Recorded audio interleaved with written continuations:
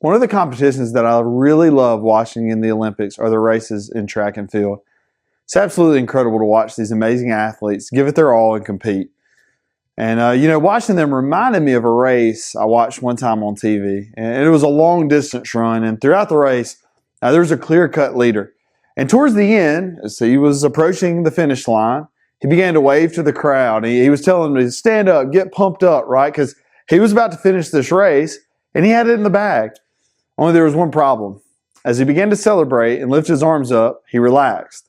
And when he relaxed, he slowed down. Behind him, and a good ways behind him too, was another runner. Seeing the opportunity, he kicked it into high gear and began to give it his all. The gap was closing, and the lead runner had no idea. Then, in the blink of an eye, the second place runner overtook the lead, much to the shock and dismay of the runner who was in the lead. There was no catching up then. He lost. He lost the race.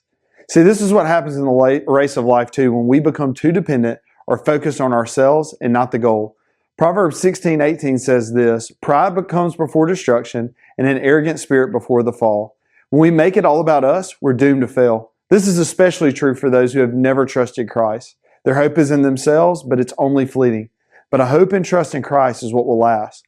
So I ask you this question. Are you focused on giving God the glory in your life or giving yourself glory? One leads to hope and joy, and the other leads to destruction.